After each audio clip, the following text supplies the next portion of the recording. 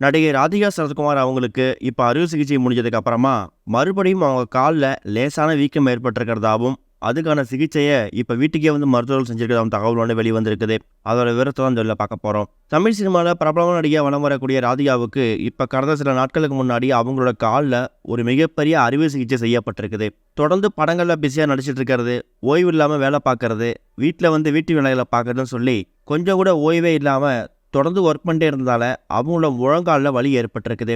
அது மட்டும் இல்லாமல் உடல் எடை முன்னதை விட இப்போ கொஞ்சம் அதிகமானதாலையும் ஒட்டுமொத்த வயிற்றும் கால் தாங்கும் போது காலில் வலி ஏற்பட்டிருக்கிறதாவும் எவ்வளோ வலி நிவாரணிகள் எடுத்துமே அதுக்கான பலன் கிடைக்கலையாம். அதுக்கப்புறம் தான் டாக்டர்ஸ் கிட்ட போய் பார்க்கும்போது கட்டாயம் நீங்கள் சர்ஜரி பண்ணியே ஆகணுங்கிற மாதிரி அவங்க அட்வைஸ் பண்ணியிருக்காங்க. அதுக்கேற்ற மாதிரி ராதிகா அவங்களும் அவங்க காலில் அறுவை சிகிச்சை பண்ணிக்கிட்டாங்க. இதுக்கு உறுதுணையாக இருந்திருக்கக்கூடிய அவங்க குடும்பத்துக்கும் கணவருக்கும் நன்றி தெரிவிச்சிருந்தாங்க. இந்த மாதிரி சுச்சுவேஷனில் மார்ச் 8ஆம் தேதி உமன்ஸ் டே அன்னைக்கு தான் தனக்கு அறுவை சிகிச்சை நடந்திருக்கு அப்படிங்கிற விஷயத்தையே வந்து அவங்க ரிவீல் பண்ணாங்க.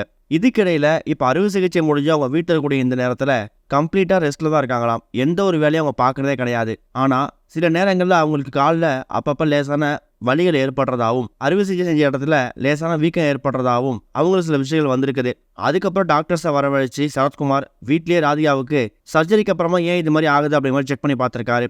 அப்போ டாக்டர் செக் பண்ணி பார்த்துட்டு இது எல்லாமே சர்ஜரிக்கு அப்புறம் நார்மலாக வரக்கூடிய சிம்டம்ஸ் தான், இதை பற்றி பயப்பட தேவையில்லை, காலை மட்டும் கொஞ்சம் ஸ்ட்ரெயின் பண்ணாமல் பார்த்துக்கோங்க, ஏதோ ஒரு இடத்துல காலை நீங்கள் ஸ்ட்ரெயின் பண்ணியிருக்கீங்க, அதனால கூட இந்த பாதிப்பு வந்திருக்கலாம், எந்த அளவுக்கு கவனமாக இருக்கீங்களோ அந்த அளவுக்கு கவனம் ரொம்ப முக்கியம். இந்த மாதிரி நேரங்களில் உங்களோட கால் அப்படிங்கிறத உங்களோட தலை மாதிரி பத்திரமா பார்த்துக்கணும். எழுந்து நடக்கணும்னா கூட தேவையான விஷயங்களுக்கு மட்டும் நடங்க.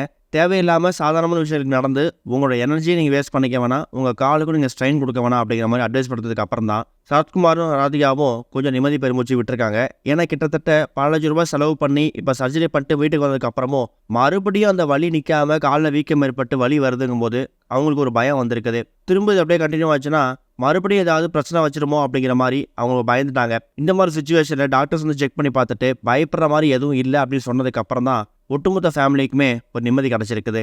இது ஒரு பக்கம் இருக்க, பாடகி கல்பனா அவங்கள பற்றியான அவதூறு பரப்புற வகையில் பல செய்திகள் வெளியாச்சு. அவங்க சாதாரணமாக எடுத்துக்கிட்ட அந்த மாத்திரைகளை தப்பாக திரிச்சு தேவையில்லாமல் செய்திகள் போட்டிருந்தாங்க. இந்த மாதிரி சுச்சுவேஷனில் அவங்க ஹாஸ்பிட்டலேருந்து ரெக்கவர் ஆகி வீட்டுக்கு வந்ததுக்கு அப்புறமா ப்ரெஸ் மீட் கொடுத்துருக்காங்க. அந்த ப்ரெஸ் மீட்டை ரொம்ப கோபமாகவே பேசியிருக்காங்க. அதில் யூடியூபர்கள் சில ஊடகங்கள்னு சொல்லி ரொம்ப மோசமான நிலைமையில் உண்மைக்கு புறமான விஷயங்களை பரப்பியிருக்காங்க. இதுதான் நடந்துச்சுன்னு என் வீடியோவை போட்டிருக்காங்க.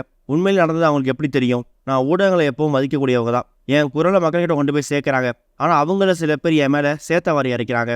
அது மூலயமா வாழ்க்கையில் இருக்கிற பிரச்சனைகள் சரியாகிறதுக்கு நேரம் எடுக்கும். அதை நீங்கள் சுயமாக சிந்திக்கணும் அப்படிங்கிற மாதிரியும் கல்பனா அவங்க கொஞ்சம் கோபமாகவே பேசியிருக்காங்க. இது வரைக்கும் கனெக்டிங் டிவிக்கு சப்ஸ்கிரைப் பண்ணனா மறக்காமல் சப்ஸ்கிரைப் பண்ணிக்கங்க. உடனடி அப்டேட்ஸ் பெறுவதற்கு நோட்டிஃபிகேஷன் பெல்லையும் கிளிக் பண்ணிக்கங்க.